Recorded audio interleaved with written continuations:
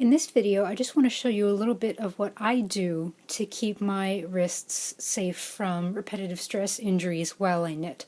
So in front of you, you see a couple of different things that I have tried with varying degrees of success. So I first noticed that I was getting some wrist pain, particularly in my right wrist, and I'll show you here.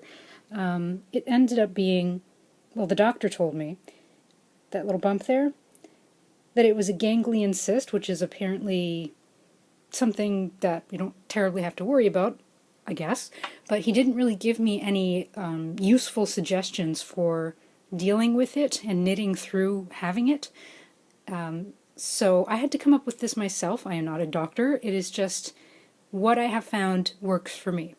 So the first thing I tried, not very successfully, was this rigid tensor bandage here.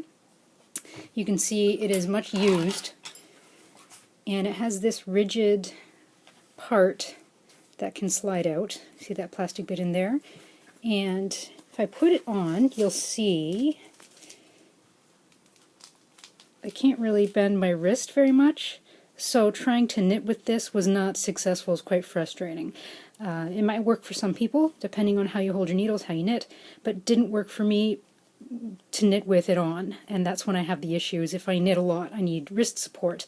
So sometimes I wear this at night when I'm sleeping, just for a little bit of extra support. I don't know if it actually does much of anything. It makes me feel better about it, but I cannot wear that while I'm knitting.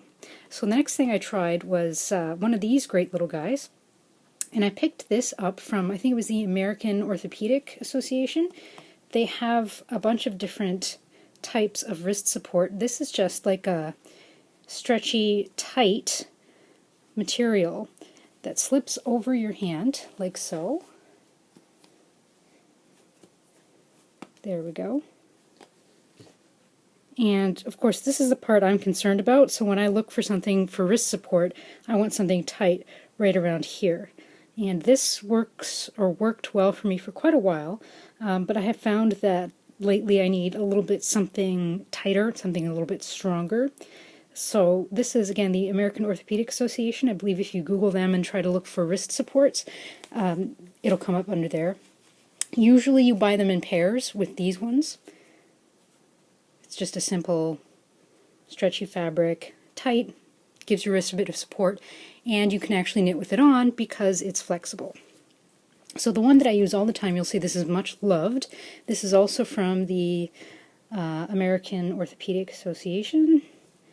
You see the tag in there, a little bit about it. It's the same stretchy material, but it has this fantastic wide elastic Velcro band. So when I put it on, as you see, when I got it, I had to open the thumb hole a little bit. It wasn't big enough for it to be comfortable for me. That was easy enough, just seam rip it out. And then when I knit, I just tighten the elastic Velcro as much as I want it to, and usually I keep it quite tight. And you can see I still have range of motion to knit. It's not a problem, although sometimes I do it real tight and it kind of cuts off a little bit of circulation, which I'm sure is not good.